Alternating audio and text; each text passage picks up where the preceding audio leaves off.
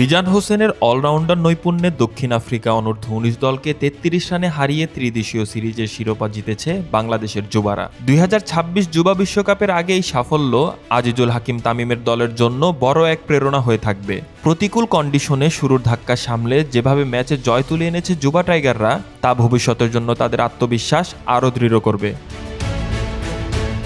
ইনিংসে শুরুতে ৬৫ রানে ৩ উইকেট হারানোর পরও দলকে পথ হারাতে দেননি রিজান হোসেন ও কালাম সিদ্দিকী এলিন। তাদের ১১৭ রানের দুর্দান্ত জুটিতে লড়াইয়ের মতো সংগ্রহ পায় বাংলাদেশ। এলিন হাফ সেঞ্চুরিতে থামলেও রিজান ৯৫ রানে আউট হয়ে সেঞ্চুরির আক্ষেপে মাঠ ছাড়েন। ব্যাটিংয়ের পাশাপাশি বোলিংয়েও নেতৃত্ব দেন তিনি। ডানহাতি পেসে ৩৪ রানে নেন ৫ উইকেট। ২৭০ রানের লক্ষ্যে ব্যাটিং শুরু করে দারুণ শুরু পায় দক্ষিণ আফ্রিকার যুবারা।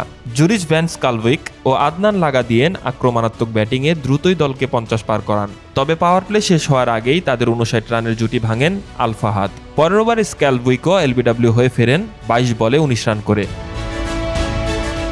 প্রোটিয়াদের অধিনায়ক বুলবুলিয়াকে বোল্ড করে জুটি ভাঙেন রিজান। ৫-এ নেমে ব্যর্থ হন আরমান মানাক। ২৫ বলে ৮ রানে তিনিও রিজানের শিকার হন। শেষ দিকে বান্দিলে এমবাতা ও অ্যান্টান্ডো সনি দ্রুত রান তুলে ম্যাচে ফেরার আশা জাগালেও ৫৯ রানে জুটি ভেঙে দেন রিজান। সনি করেন ৩২ বলে ৩৪ রান। শেষ পর্যন্ত ১৮ বলে ৪৬ রানের প্রয়োজন হয় প্রোটিয়া যুবাদের। তবে তারা আর ম্যাচ জিততে পারেননি। ৩৩ রানের জয় তুলে নেন টাইগার যুবারা। হারারে স্পোর্টস ক্লাব মাঠে টসে হেরে ব্যাটিংয়ে নেমে জাওয়াদ আবরার ও রিফাতের ব্যাটে দুর্দান্ত শুরু পায় বাংলাদেশ। তবে ভালো শুরুর পর ৬৫ রানে ৩ উইকেট হারিয়ে বিপদে পড়ে দল। সেখান থেকে রিজান ও এলেনের হাফ সেঞ্চুরির উপর ভর করে ২৬৯ রানের বড় সংগ্রহ পায় বাংলাদেশ।